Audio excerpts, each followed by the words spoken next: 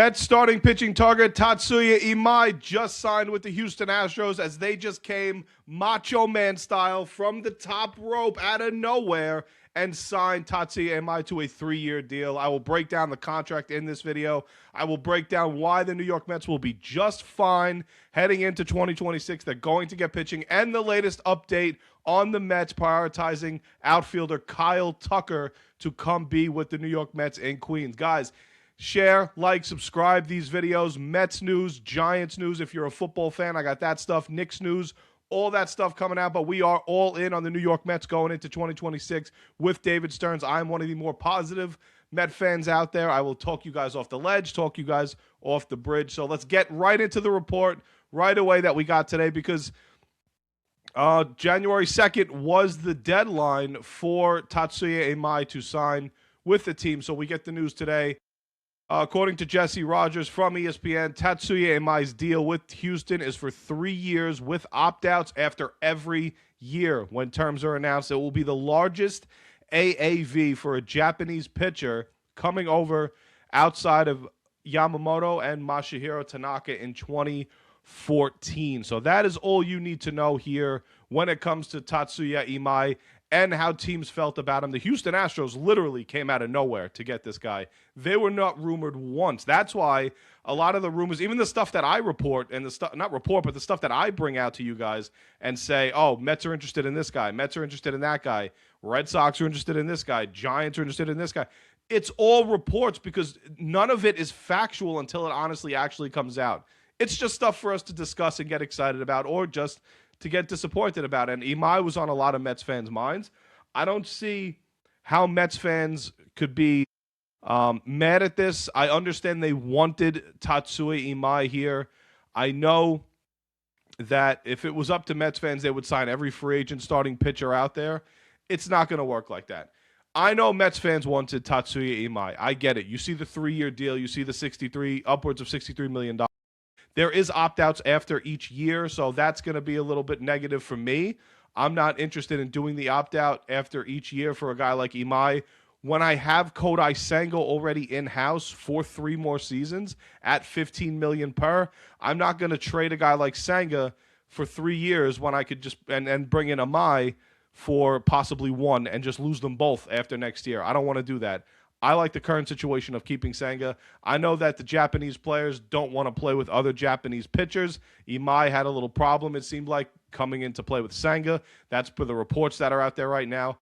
I know the reports that the Mets were trying to deal Senga to replace him with Imai. That was one of my previous videos. I do believe that that was probably the case, and I do believe the Mets were involved somewhat, but not fully invested into Tatsuya Imai. I know the Yankees were the same kind of way, invested, not fully invested into Imai and his services. So, again, guys, we're going to panic. Mets fans are going to flip out. Mets fans are going to say, why is David Stearns not doing this? Why is David Stearns doing this? Why is he signing this guy?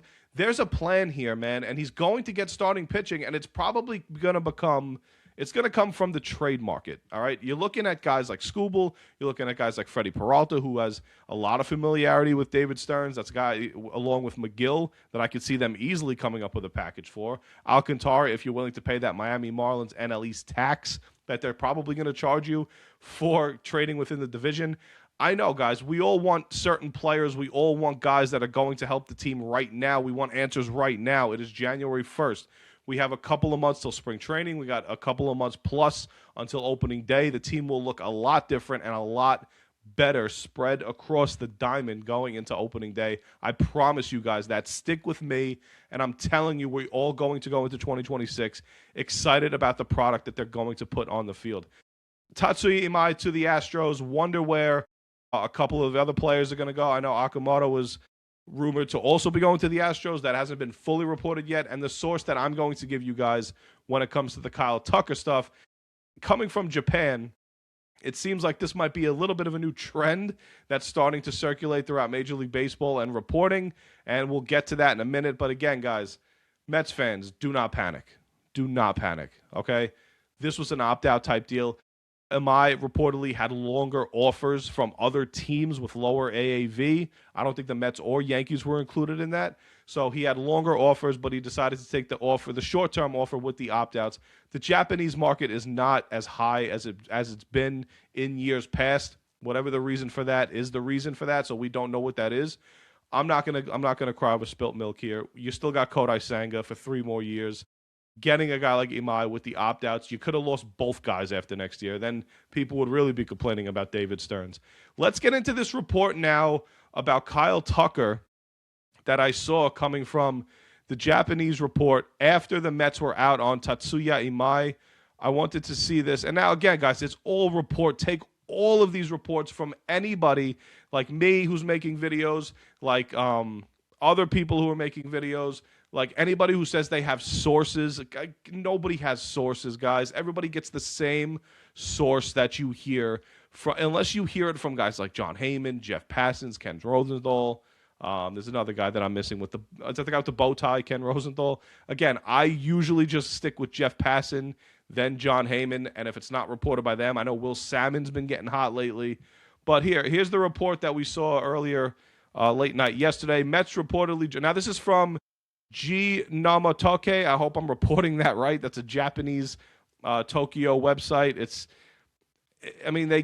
says they tweet the latest news on the Dragons TV appearances info, the baseball team, and the baseball news that's going on out there.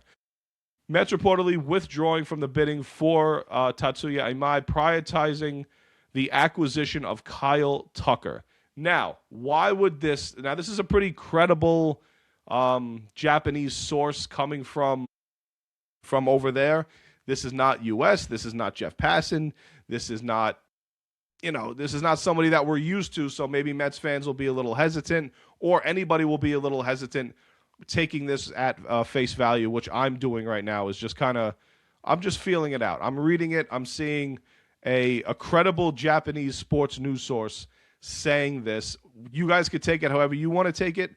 I'll take it the way of maybe they know something. Maybe David Stearns, who's been in Japan scouting these guys a lot, maybe he speaks to the news outlets out there. Maybe they know something out there and that he didn't expect to come back here, like the Mets' interest in Kyle Tucker. I've said in the past, I think Kyle Tucker's market was not going to be as high as a lot of people thought. A lot of people instantly thought Kyle Tucker, bang, 10 years, 11 years.